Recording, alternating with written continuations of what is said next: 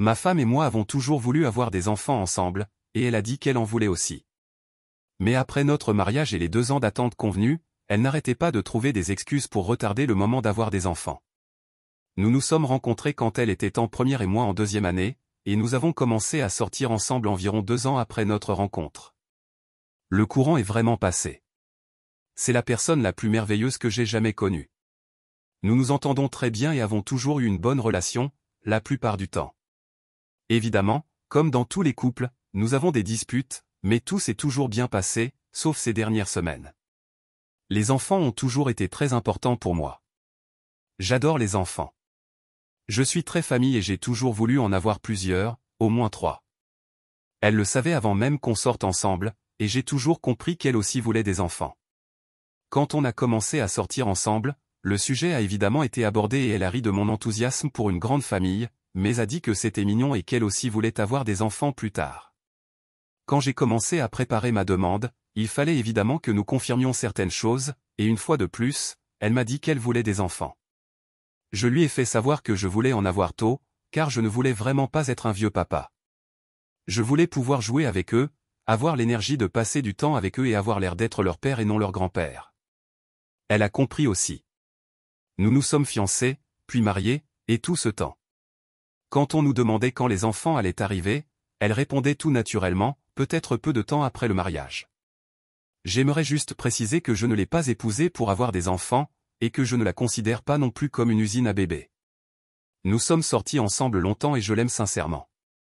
Je veux juste que vous compreniez qu'il a été convenu à maintes reprises, avant et pendant notre mariage, que nous aurions des enfants, qu'elle savait combien c'était important pour moi et qu'elle-même m'a dit que c'était important pour elle aussi.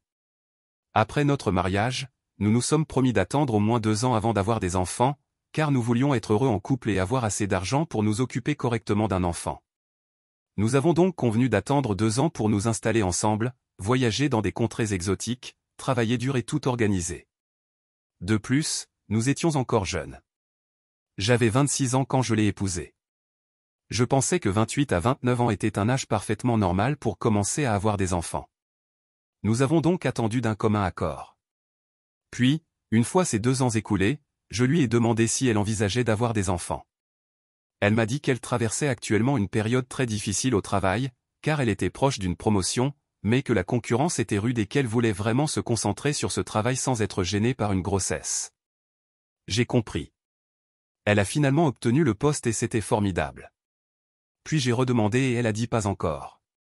Nous avons emménagé dans un appartement plus grand et elle a dit qu'elle voulait d'abord s'installer. J'imagine que j'aurais dû commencer à me douter que quelque chose n'allait pas. Le temps a passé, mais elle a insisté pour que je porte un préservatif et que je n'arrête pas la contraception. Puis, il y a quelques mois, j'ai eu 30 ans. Je commençais à m'inquiéter. Je pensais avoir au moins un enfant à ce moment-là.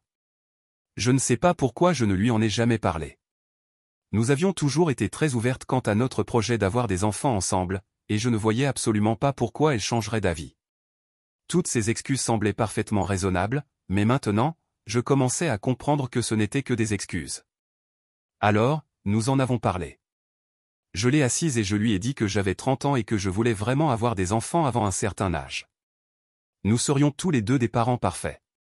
Nous sommes heureux ensemble. Nous avons une maison spacieuse. Elle et moi avons tous les deux des emplois très bien rémunérés et pouvons être considérés comme riches. Et ses parents habitent à 20 minutes, donc ils peuvent toujours nous aider. C'est laquelle m'a dit qu'elle n'était plus sûre de vouloir des enfants. Elle a dit qu'elle pensait qu'une grossesse, puis un accouchement et les soins à apporter à un bébé, seraient trop importants pour la carrière qu'elle construisait. J'étais anéanti. Je lui ai dit qu'elle n'était pas obligée de quitter son travail pour un enfant, mais elle a soulevé un point concernant le poids que son congé maternité aurait sur sa performance professionnelle. Si elle voulait vraiment continuer à travailler, je lui ai dit que nous pouvions tous les deux nous permettre une nounou pour notre enfant pendant que nous travaillions. De plus, ses parents habitent tout près. Mais elle m'a confié qu'elle ne voulait pas laisser notre enfant à un inconnu ou à ses parents. La nuit a été horrible. Ce qui me fait le plus mal, c'est qu'elle ressentait cela depuis un moment déjà. Elle savait combien les enfants étaient importants pour moi, et elle aurait dû me le dire plus tôt pour que nous puissions régler les choses plus tard. Après mûre réflexion, je lui ai finalement dit quelque chose qui, je pensais, pourrait la faire changer d'avis. Je démissionnerai. Je resterai à la maison pour m'occuper de l'enfant. Elle n'aurait pas besoin de prendre un jour de congé après l'accouchement. Je serai la 24H24 et 7J7 pour lui et pour tous les autres bébés que nous pourrions avoir. Je savais que c'était ce que je voulais. Un enfant compte bien plus pour moi que mon travail. Nos revenus familiaux sont assez équitablement répartis entre nous deux. Mais même avec ses seuls revenus, nous pouvons vivre confortablement, mais elle vient de dire que je ne comprenais pas son point de vue. Maintenant, je suis complètement perdu. Voilà quelqu'un que je croyais connaître. Et il s'avère que je ne sais vraiment rien d'elle. Je comprends ses objectifs et ses ambitions et je la respecte, mais c'est toujours quelque chose qui compte pour moi. C'est toujours quelque chose que je refuse de vieillir et de vivre sans l'avoir vécu. Je me sens plus vieille maintenant. J'ai l'impression que j'aurais dû avoir un enfant maintenant, et j'en veux un bientôt. Je ne veux pas être trop vieille quand ça commencera enfin. Je lui ai demandé si elle avait déjà voulu un enfant et elle n'a pas su répondre. Depuis, on ne se parle presque plus. Je vais essayer de lui reparler pour régler ça, parce qu'il faut qu'on décide de la suite. Mais je ne sais pas. Quoi dire? J'aimerais avoir le point de vue de quelqu'un d'autre, mais jusqu'à présent, nous n'en avons parlé à personne et elle refuse. Je ne sais vraiment pas quoi faire maintenant. Mise à jour. Je l'ai fait asseoir et nous avons longuement discuté. En gros, elle m'a dit qu'elle changeait d'avis sur beaucoup de choses et qu'elle n'était plus sûre de vouloir avoir d'enfants. Je lui ai fait savoir que cela empêchait nos projets communs, et elle m'a dit qu'elle le savait et s'est excusée. Je lui ai donc demandé pourquoi elle ne me l'avait pas dit, et elle a admis qu'elle avait peur que je sois malheureux. Si elle me l'avait dit, j'aurais compris. Nous aurions discuté et trouvé une solution. Ce qui me fait le plus mal, ce n'est pas qu'elle ait changé d'avis sur un sujet aussi important, mais qu'elle ait changé d'avis sur un sujet aussi important et ne m'en ait rien dit du tout, sachant à quel point c'était important pour moi. Après environ un mois de discussion, nous sommes parvenus à une conclusion. Il n'y avait pas moyen de contourner le problème. Notre relation était pratiquement terminée. Je la trouve toujours attirante, incroyable, intelligente, drôle et l'une des personnes les plus intéressantes au monde. C'est pourquoi je lui ai dit que, pour nos relations futures, il valait mieux éviter tout contact autant que possible. Parce que nous n'avons pas rompu à cause d'une dispute ou d'une infidélité, mais pour une raison rationnelle, il serait trop facile pour nous de retomber amoureux ou autre et de perpétuer le cycle. Je ne peux rien lui reprocher plus que je ne peux m'en vouloir, et elle a très bien géré la situation. Nous vivons un véritable divorce de velours, si on peut dire. Nous avons partagé nos économies aussi équitablement que possible. Nous avons vendu l'appartement et nous avons déménagé chacun. Tout ce qui me appartient restera à moi et le sien restera à elle. Elle ne veut pas que ce soit plus difficile que moi. Nous avons tous les deux nos avocats, bien sûr, mais nous gérons la situation avec autant de transparence et d'équité que possible. Et pourtant, la douleur intérieure est toujours là. Quand nous avons finalement accepté de déposer le dossier, je me suis assise et j'ai pleuré, pensant que je venais de repousser la personne la plus merveilleuse de ma vie, la plus proche et la plus sincère envers moi, par rapport à mon objectif de vie. Et puis, le lendemain, j'ai réalisé qu'elle avait cessé d'être cette personne pour moi, non pas le jour de notre divorce, mais le jour où elle a changé d'avis sur quelque chose qui nous affectait tous les deux, sans même essayer de me le dire. Notre relation était déjà en train de s'effondrer, faute de la confiance et de la communication nécessaires à une telle démarche. Je pense que c'est ce qui me fait le plus mal. Ce ne sera pas facile du tout, mais au moins j'ai fait le nécessaire. Et je pense que dans quelques années, je trouverai quelqu'un d'autre, quelqu'un avec qui me connecter et qui partage mes objectifs de vie. Et peut-être dans 5, 6 ou 10 ans, j'aurai des enfants avec cette personne. Et dans 20 ans, ces enfants et la mère de mes enfants représenteront bien plus pour moi que tout au monde. Et je serai heureux d'être devenu père, car je sais que c'est ce que je désire vraiment dans la vie, plus encore qu'une belle carrière, un bel appartement ou une femme riche. Elle me manquera plus que quiconque. Et peut-être qu'après 20 ans, je penserai encore à elle de temps en temps. Elle a été formidable, mais probablement parce qu'elle a compris que notre relation était vouée à l'échec, tout comme moi. J'espère qu'elle obtiendra tout ce qu'elle désire dans la vie. Et je ne dis pas ça avec sarcasme ou cynisme. Elle le mérite. Ça fait vraiment mal et je déteste devoir l'écrire, mais je me suis dit que vous méritez tous de le savoir, même si c'est tard. Et puis, écrire tout ça, c'est un peu cathartique, d'une certaine manière. Histoire suivante, ma femme a acheté une robe pêche à ma belle-fille gothique pour un mariage, mais quand je suis rentré, elle portait déjà une robe gothique noire et nous étions en retard, alors je l'ai laissé la porter. Et ma femme dit que c'est moi qui ai tort. J'ai 48 ans et j'avais besoin de votre avis. Ma femme, Linda, 40 ans, était la demoiselle d'honneur de ma cousine Suzanne, 38 ans. Nous sommes ensemble depuis 10 ans, mariés depuis 7 ans, et nous avons 2 enfants, M5, F4, ainsi que ma belle-fille, Tiffany, 16 ans. Tiffany est très gothique et émo. Elle ne porte quasiment que du noir. Même son pyjama a au moins une Hello Kitty maléfique. Linda est très minutieuse et a le sens de l'image, et peut-être un peu micromanager. Elle est très obsédée par les mariages. Elle était un peu bridilla lors d'une autre et j'ai plaisanté en disant que Suzanne avait été sa demoiselle d'honneur parce qu'elle avait besoin d'un chien d'attaque pour la marier. Elle n'a pas été amusée et j'ai arrêté de plaisanter. Juste avant le mariage, ma femme se disputait avec Tiffany à propos de sa tenue.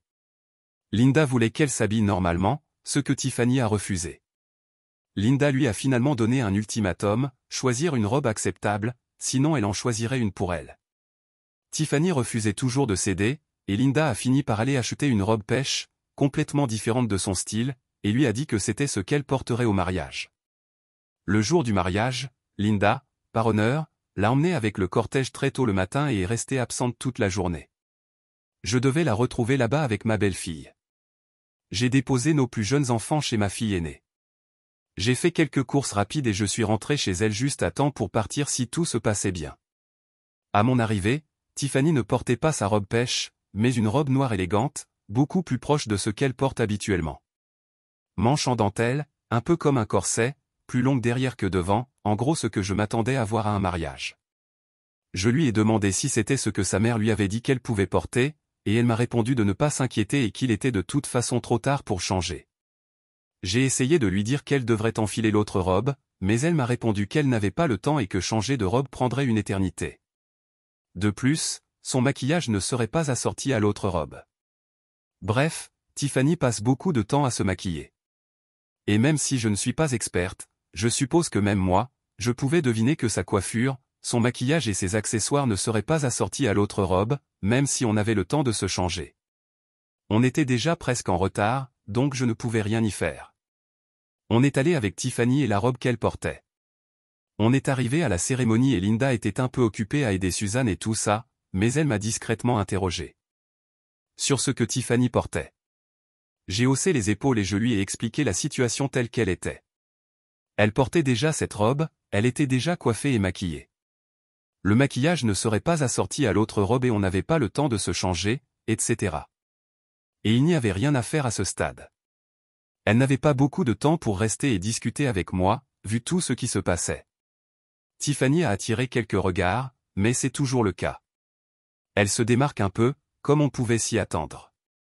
Les gens semblaient généralement bien avec elle, cependant. Tiffany m'a accompagné à la réception. Elle avait soigneusement évité sa mère autant que possible. Peu après notre arrivée, j'ai remarqué la meilleure amie de Tiffany, Bethany F16, qui traînait dans une robe gothique un peu plus sobre. Apparemment, elle conduisait elle-même, et Tiffany l'a aidée à s'inviter à la fête. C'était une grande salle avec beaucoup d'invités, et il était assez facile de l'ignorer. Ma femme et mon cousin travaillent tous les deux pour l'entreprise de mon père, alors j'étais à une table avec lui et quelques-uns de leurs collègues. Il a remarqué que Tiffany avait fait entrer Bethany en douce et m'a alerté en me donnant un coup de coude, en me pointant du doigt et en disant « Il se multiplie ». Pendant toute la réception, Tiffany et Bethany se prenaient en photo. Surtout Bethany prenait des photos de Tiffany. Sa mère s'en est encore prise à elle, mais avec Mia, l'organisatrice du mariage, elle n'arrivait pas à s'occuper d'elle. Elle m'a dit de m'en occuper et qu'elles attiraient trop l'attention. Elles ont accepté de baisser le ton, et elles sont devenues beaucoup plus discrètes.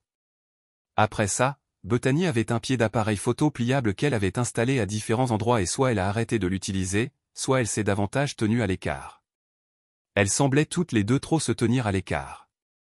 Linda m'a lancé quelques regards pendant le mariage, à la réception, mais elle était très occupée et semblait avoir fait semblant pour ne pas aggraver la situation, mais elle m'en a parlé sur le chemin du retour. Elle était vexée que j'ai laissé Tiffany arriver au mariage en vampire et attirer l'attention. Elle a dit, je savais qu'elle était censée porter l'autre robe et ne pas être aussi maquillée pour l'entendre raconter. Tiffany était un spectacle et son apparence était totalement inappropriée. Linda a dit qu'il n'était jamais convenable pour une invitée de porter du noir à un mariage, que la robe de Tiffany était trop voyante, qu'elle était gênée et mortifiée, et que je laissais Tiffany faire ce qu'elle voulait. Elle a dit que je n'aurais pas dû laisser Tiffany et son amie transformer le mariage en cosplay et la réception en séance photo privée. Pour ma défense, oui, je savais qu'elle s'était disputée à propos de la robe et du maquillage de Tiffany, mais j'avais fait des courses que Linda m'avait données avant de rentrer. Et quand je suis rentré, Tiffany était déjà habillée. Nous n'avions pas beaucoup de temps, et je sais par expérience qu'elle peut mettre du temps à se changer ou à se maquiller. Comme je l'ai dit, elle a dit que son maquillage ne s'accorderait pas avec l'autre robe de toute façon. Elle n'a pas beaucoup attiré l'attention au mariage. Certes, elle a attiré quelques regards. Comme toujours, mais rien de grave. Elle et son amie n'ont pas vraiment transformé la réception en séance photo privée. La plupart du temps, Bethany prenait juste quelques photos. Tiffany a traîné un peu maladroitement avec le photographe jusqu'à ce qu'il prenne quelques photos d'elle, mais ça n'a pas suffi à faire dérailler quoi que ce soit. À ce stade, on aurait dit qu'il cherchait juste des sujets intéressants à photographier, et je suppose qu'elle correspondait parfaitement à ce profil. Les filles ont changé d'avis et ont pris leur propre disposition photo après que je leur ai parlé. Linda s'est plainte que Tiffany avait un bouquet avec lequel elle posait, mais elle ne l'avait même pas quand nous sommes partis. Bethany avait apporté un bouquet de roses noires artificielles quand Tiffany l'a laissé entrer. Je suis presque sûr d'avoir déjà vu ce même bouquet. Suzanne s'en fichait même si elle le remarquait. J'ai essayé de répéter à Linda à maintes reprises que beaucoup de choses ne sont pas forcément un problème, à moins qu'on décide d'en faire un. Je lui ai aussi dit qu'il faut choisir ses batailles avec les adolescentes et que plus on essaie de se battre avec elles, plus on finit par avoir des problèmes et plus on résiste. J'ai un peu plus d'expérience dans ce domaine. J'ai 2 filles adultes, 28 et 22 ans, qui sont toutes les deux de vraies filles à papa, même aujourd'hui. Tiffany est l'aînée de Linda et était son unique enfant jusqu'à ce que nous ayons nos enfants ensemble. J'ai toujours eu une excellente relation avec Tiffany, même depuis qu'elle est toute petite. Et c'est sans doute en partie parce que je ne me dispute pas avec elle comme le fait sa mère. Linda dit que je la laisse faire ce qu'elle veut, mais c'est faux. Je suis très strict avec elle concernant ses notes et ses tâches ménagères. Elle laissait d'énormes quantités de maquillage et de produits de coiffure dans la salle de bain. Linda se disputait avec elle à ce sujet, tandis que je lui expliquais calmement que chacun doit ranger après son passage et que si elle met le bazar, c'est elle qui doit le faire. Et c'était normal. Elle garde les enfants quand je le lui demande, mais encore une fois, sa mère transforme toujours ça en une sorte de rapport de force qui tourne à la dispute. Elle essaie de tout gérer et d'ajouter des tâches supplémentaires pendant que je lui demande simplement si elle peut garder sa petite sœur ou son petit frère un moment. Et si elle dit oui, c'est suffisant. Parfois, si j'ai besoin de la corrompre un peu, je la corromps un peu. Quant à sa gêne devant ses collègues, ils ont tous trouvé Tiffany mignonne. Et même après l'accident de Bethany, c'était plus un sujet de conversation occasionnel qu'un scandale. On a fait quelques blagues sur l'invasion gothique, et c'est tout. J'étais avec eux et mon père bien plus souvent qu'elle ce soir-là de toute façon, et personne ne s'en est soucié. Elle a même passé du temps à parler maquillage avec ma mère. Bref, ma femme continue de s'en prendre à ma belle-fille à propos de sa tenue au mariage, elle est maussade et crée des tensions inutiles alors que je viens de lui dire que ça n'a pas d'importance et que ce n'est pas une fatalité. Elle a eu des amis, notamment ma cousine, ni aucun de ses collègues présents au mariage, qui m'ont dit que j'étais pour, mais j'ai l'impression qu'elle invente quelque chose de rien. Suis-je le seul à pouvoir laisser ma belle-fille porter une robe noire à un mariage? Mise à jour du 14 mai 2025. Juste une petite mise à jour, au cas où. Quelqu'un se poserait la question. J'ai discuté avec Linda et nous avons abordé bon nombre des points évoqués ici.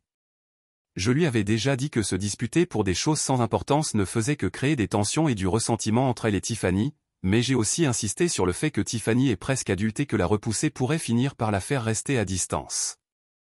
Linda a semblé comprendre quand j'ai insisté sur le fait qu'elle devait laisser Tiffany être qui elle voulait et qu'elle ne pouvait pas vraiment forcer les choses comme si elle était une petite fille.